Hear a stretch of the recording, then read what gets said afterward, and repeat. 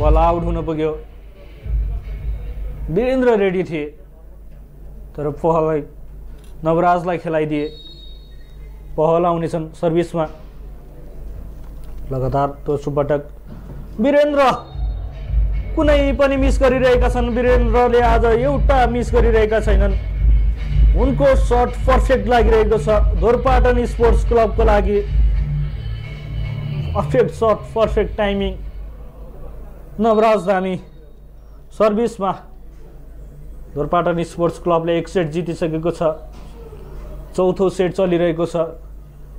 यो सेट यदि धोरपाटनले आफ्नो पक्षमा पार्न सकेमा अन्तिम सेटमा भने कुन टिमको हातमा पर्नेछ नतिजा सहजै भन्ने अवस्था हुने छैन।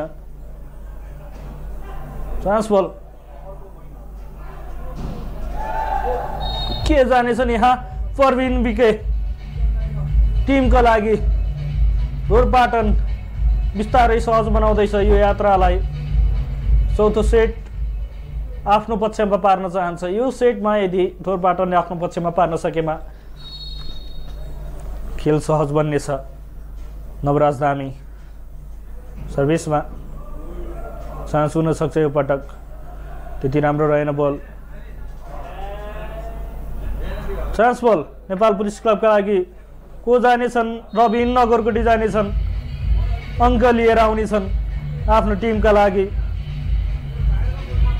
पावरफुल थियो। वीरेन्द्रको जोडी तयार थियो त्यहाँ ब्लकका लागि। त्यति सहज हुन सकेन। रबिन फर्किनेछन्। कोर्ट प्रवेश गर्नेछन् अभिषेक थिङ।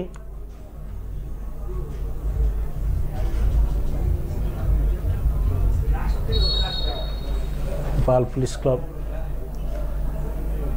आजको खेलमा अघिल्ला दुई सेटभन्दा यहाँ केही कमजोर बनेको थियो। अब भने यहाँ पुलिस सहज अवस्थामा 8 अङ्कको अग्रता चौथो सेटमा।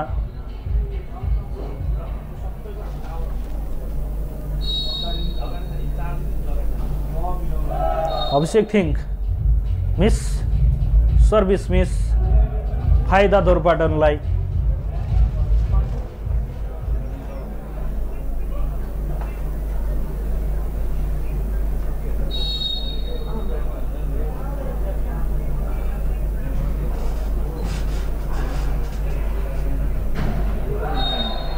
यो पावरफुल स्पाइक नेपाल पुलिस क्लबले अङ्क प्राप्त गरेको थियो। निकै नै पावरफुल थियो स्पाइक यहाँ।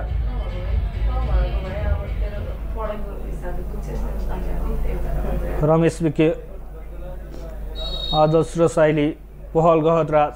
आजको खेलमा सबै खेलाडीहरूले आफ्नो 100% दिइरहेका छन् पुलिस क्लबका लागि।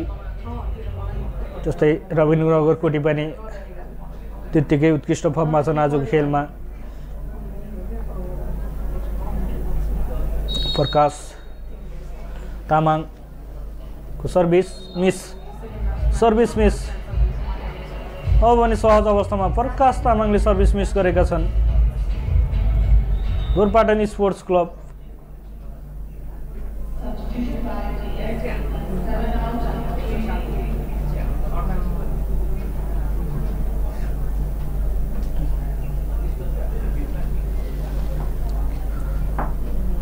चन्द्रमणि फुडासैनी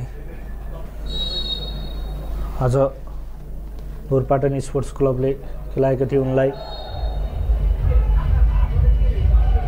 रमेश यहाँ मिस गरिरहेका छन्। सर्भिस मिस गरिरहेका छन् रमेश विकले। अङ्क प्राप्त गरेको छ धोरपाटन स्पोर्ट्स क्लबले। सर्भिस मिस हुन पुग्यो रमेशबाट। 20-13 को अवस्थामा छ खेल।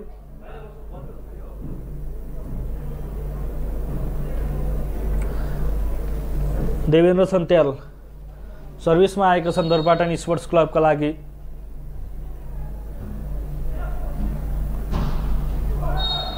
यो पटक भने निकै पावरफुल स्पाइक। प्रेमको कुनै अवसर दिएनन् उनले ब्लकका लागि। रिसिभका लागि अवसर दिएनन् देवेन्द्रलाई। सर्भिसमा आउनेछन् प्रेम।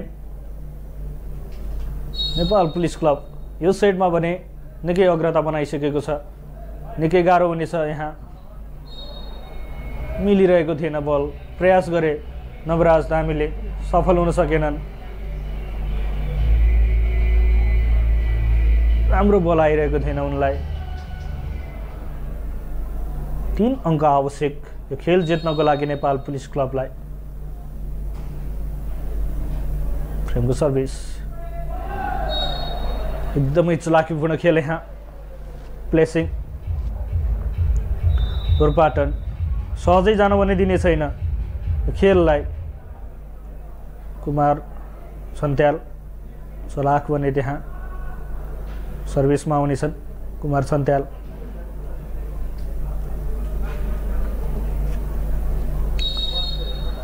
माफ गर्नु होला, चन्द्रबनी बुढासैनी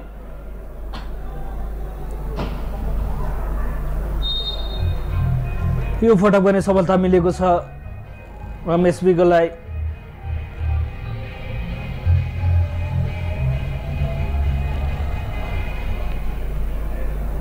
दुई अङ्क आवश्यक छ सेट आफ्नो पक्षमा पार्नको लागि। यो खेल आफ्नो पक्षमा पार्नको लागि नेपाल पुलिस क्लबका लागि निकै ढिला भइसकेको छ। ढोरपाटनलाई कसका लागि जानेछ यो बल? नवराजका लागि जानेछ यो बल। चान्स छ पुलिस क्लबलाई र चान्सको सही सदुपयोग गरेका छन् पहल गहदराजले। देख्न सक्छौँ त्यहाँ बलराम गुरुङले राम्रो सेट गरिरहेका थिए पहलका लागि र पहलले राम्रो डेलिभरी गरे त्यो बललाई। म्याच पोइन्टमा छ नेपाल पुलिस क्लब।